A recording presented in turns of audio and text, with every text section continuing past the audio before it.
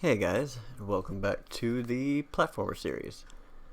So we've got coins set up now, but let's set up the gems that we can also collect. But before we get into that, somebody in the comments pointed out something. So if we open up the launchpad blueprint that we made, once it loads, there it goes. Up here where we're checking to see if they've already flipped, you don't really actually have to do that. You can just set it directly back to negative regardless, and it won't have any impact on anything. I tend to always use a lot of checks and balances and things like that, so I just get used to using the branches. But if you want to just hook that directly to the set flipped back to negative and then carry on with the rest of it, that will also work. So you don't have to check it. I always use a lot of branches and things. But other than that, let's jump into the gems. So we're going to be using the BSP to make this again, just like we did for the coin. So in the collectibles folder, I'm going to right click and create a new folder called coins. And I'm going to move all the stuff that we made for the coin into it. Probably should have done that from the get-go, but oh well. So I'm going to create a new folder called gems. We'll double click and open that up, and the first thing I'm going to do is over in the place actors menu thing, which if you don't have this, you go to the window and then right here place actors, and that's this. So see if I turn it off. Boom. Oh, so see, now it's off.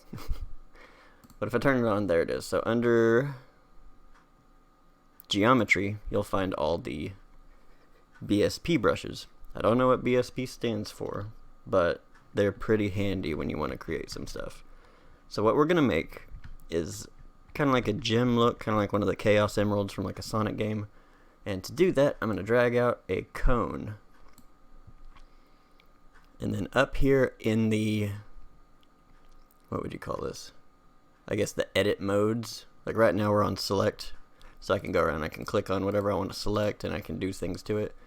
This one is the landscape, we have the foliage, we have mesh painting, fracture editing, and then the very last one is brush editing mode.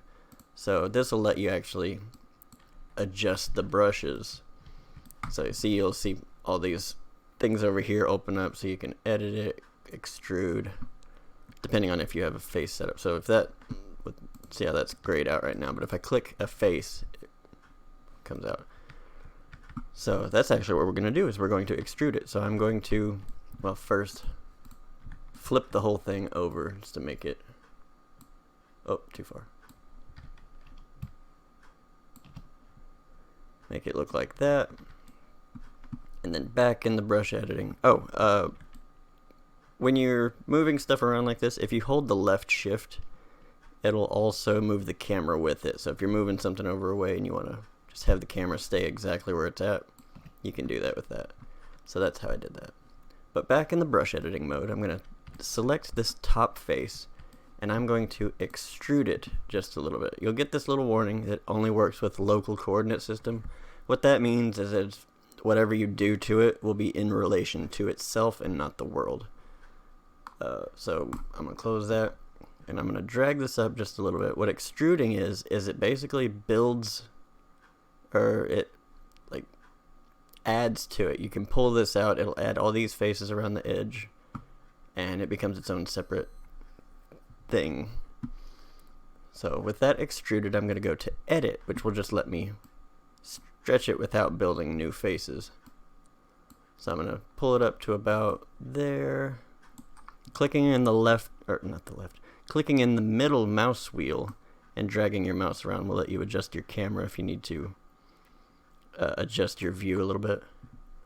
Because what I'm going to do now is I'm going to push R on the keyboard, and holding left control, I'm going to, oh, wrong way, scale it down a little bit so that this comes together and it looks more like a gem. Just like that. And then I'm going to go back to the select mode, and over here in the details panel I am going to find the brush settings. I'm going to shrink it down a little bit.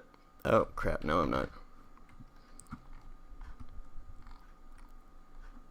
Can I do the outer radius? No, it undoes everything. Alright. Well then, I am just going to go under the brush settings and just create a static mesh out of it. Oh, before we do that, let's right click, create a material. We'll call this gem underscore matte. You want to do this before you create the static mesh. That way it applies to it easier, or you can configure it a little bit easier, because when you have a material applied, then you have all these surface properties. You can actually set the scale of the material or rotate it on each individual face. But once it's a mesh, all this is gone. So I'm going to double click and open this up. And for my gem, I'm going to make it kind of a glowy blue, almost see-through type thing. So the way to do that is with this selected, this material properties node. Over in the details panel on the left, I'm going to go to blend mode and change that to translucent. You'll see that there are a few other blend modes. This is basically how the material reacts in the world. So it can be opaque, which means it's not see-through, or translucent, which is see-through, and then all kinds of other stuff, but translucent is the one we're going to talk about right now. With that done, you'll see a lot of these have changed. So if it's opaque, we have access to a lot more. But if it's translucent, then we have the opacity, which we didn't have before. And we still have like emissive, which we're going to use. So with that done, this is on translucent. I'm going to hold 3 on the keyboard and left click to get that 3 vector again. I'm going to double click and open that up and pick whatever color you like. I'm going to go for this kind of a nice glowy blue. So I want it to be this color, and I also want it to glow. And the way to do that is we're going to hook it to this emissive color. But in order to get it to glow right, we need to add a multiply node. So we'll hold M on the keyboard and left click. This will take this information and multiply it by a number we can, you can either set a scalar parameter right here, or you can use this constant. I'm just going to use this constant. We'll get into scalar parameters in the RPG series when we're setting up landscapes. So I'm going to set it to about 30 for testing, and then hook it to the emissive color. And you'll see now it's got that nice glow to it. So if I bump that way up, you'll see, bam, it's like a spirit bomb. Alright, I'm going to set it to 30 though.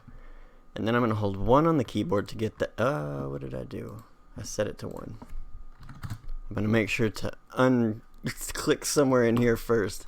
Then I'm going to hold 1 on the keyboard, left click, to get that constant.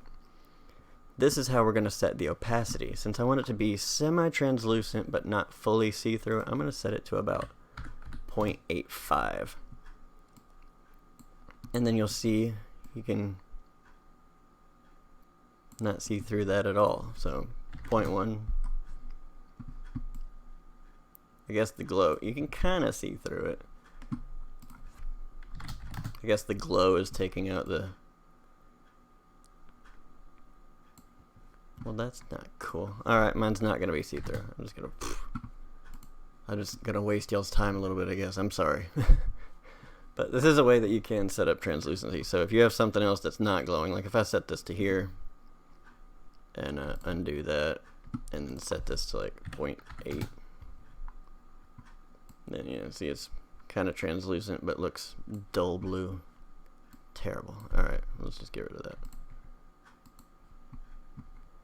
Good enough. Alright, I'm going to apply that, and then I'm going to go back to our gem in the main menu and select all the things by going under the geometry tab in the details panel. I want to select all adjacent surfaces, which will select everything attached to it. Then I'm going to highlight the gem in our content browser and apply it. So now we got that nice glowing gem. Then under the brush settings, we will create a static mesh. I'm going to go to that gems folder that we just set up a minute ago and call it gem underscore SM for static mesh, and then create it into that folder. Now it's a bit big, but we'll adjust that in the actual blueprint. So with that done, I'm going to right click and create a blueprint class of an actor, just like we did for the coins. Call it gem underscore BP. And then I'm going to open that up, go back to the content browser and select that gem. Go back into here, and under the components tab, we're going to add that static mesh. And then I'm going to, oh, okay, it's there. It's a bit big, so you can scale it down over here if you like. I like just using, if you hold left control and scale it, it'll scale uniform across all 3 axes. So that's the way I generally do it. And then if you want the absolute right, the best way to get the absolute right size for it is to just go ahead and drag out that blueprint, put it next to the character, and then size it to what you would like it to be. So that looks decent. I'm going to leave it there at 0.25 across the board. So another thing we want to add is that rotating movement, so we can give it a little bit of a spin, make it look more majestic. I'm going to set its rotation rate to about 45, just like the last one. And then you'll see it'll spin now. But spinning isn't enough. This is spinning just in place. This kind of should have a little bit of a floaty effect, I think, personally. So the way we can do that is under the Components tab, we can add what's called an interp to movement. What this does is it'll take in some control points, and then it'll cause the gem to actually move between those 2 control points at a rate that we can specify. So with that selected, I'm going to add a control point, and leave its position at 0, 0. And then we'll add one more, and for the second one, so the first one is where it will start, and the second one is where it's going. So I'm going to set it to go up a little bit. I don't like that you can't see it at all. Why can't I see it? Alright, let's just get rid of all those. We'll do it in the construction script. That way we can see it in the level. So in the construction script, I'm going to drag out that interp to movement, and then we will set the control points. So you'll see it's expecting an array of control points to set. So we're going to drag that off and create the array by promoting this to a variable called control points. Now an array is a group of variables. So like in the character blueprint, we had this integer. This is a singular variable, so it's just one number. But with that selected, if I come up here and turn it to an array and then compile, you can see now it's expecting a bunch, or you can put in a bunch of different variables. But I'm going to set that back to single just because we only need the one.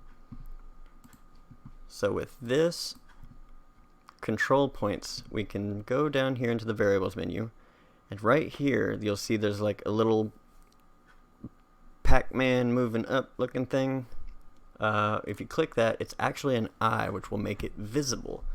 So what that means is if I go out into the browser and I select this, up at the very top under what's going to be called default now, there's now a control points array. And you'll see here we can actually see that little point that I was looking for in the blueprint. So if we add one and we leave it right there, and we add a second one, then we can specify some movement for it. So now if I simulate, you'll see it kind of floats and spin. Oh, it'll float and spin. The reason it just floated up and stopped is because in the gem blueprint with interp to movement selected, we need to specify its behavior. So this is basically how it's going to react to the control points that we establish. Its behavior type is how it will go. Right now it's on one shot, which means it'll go there and just stop. We want it to ping pong, because just like a ping pong game, oh, stop it. Inanimate objects I yell at sometimes. You get off easy this time, bull. Like a ping pong game, it goes back and forth. You know what I'm saying? So we'll set it to ping pong, and then when I go back out here, you'll see it goes up, back down, and it has that nice little. That's a bit too much though. I'm going to set this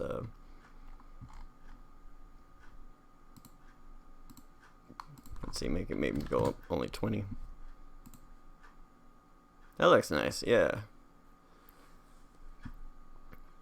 That looks pretty good. But now we need to collect it just like we did the coins. So in the player blueprint, I'm going to add another variable called gems. Now I'm going to make sure that's an integer and that it's singular, because we only want one number count. We're going to have multiple gems, but we only want to count one. You know what I'm saying? Alright, so in the gem, we'll go into the event graph, and we'll get rid of all these. No, actually we need to set up that sphere collision first, huh? So with the gem selected in the viewport, we'll add a sphere collision to it. And then we'll drag it up to encompass the gem, scale it up to where it's got a nice little bubble around it. And then what we want to do is in the event graph we'll select the sphere in the components tab, scroll down to those green event plus markers. The second one is the on component begin overlap. We'll click the plus sign, and this will appear. So from the other actor, we want to cast to the player, just like last time. And we want to get gems, so we can get the number that we have. Then we want to set the gems. From the gems here, we will drag off, add a plus sign, and add to it. Add a 1. So we're getting the number we did have, we're adding how many we just got, and then we're setting our current total to the new amount. And then we'll destroy the actor here. That way we can only collect it one time. So now we need a visual representation. So if I'm still on simulate. So now I can actually collect it. But we need a visual representation on our menu, or on our HUD, in order to do that.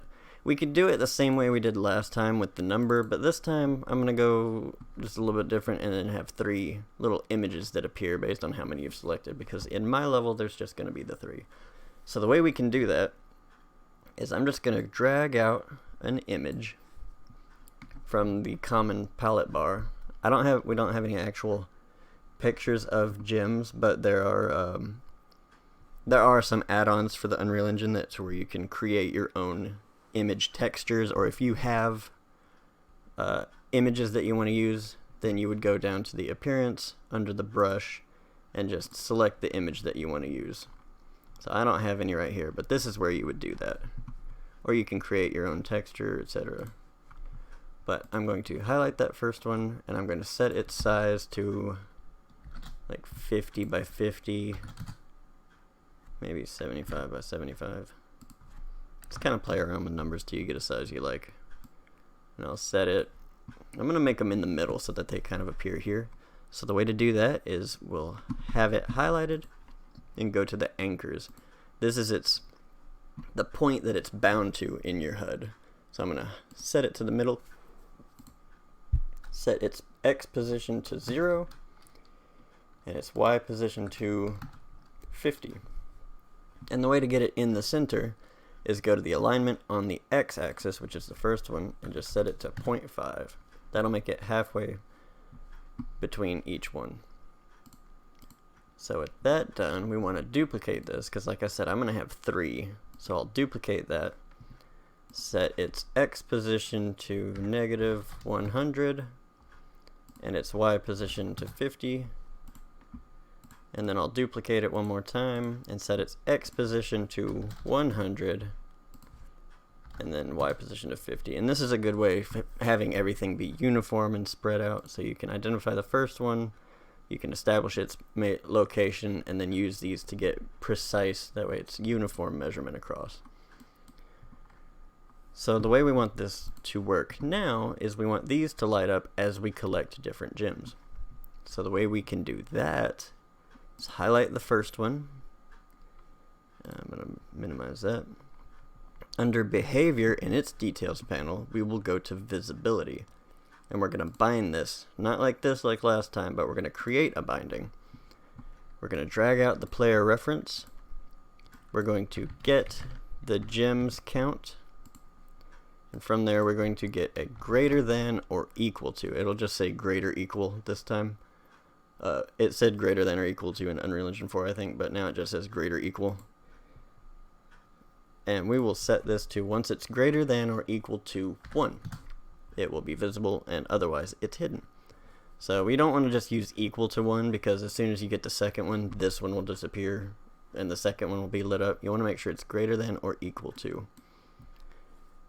So we're going to drag this way a little bit and add a branch with a B left click and hook that right up right there.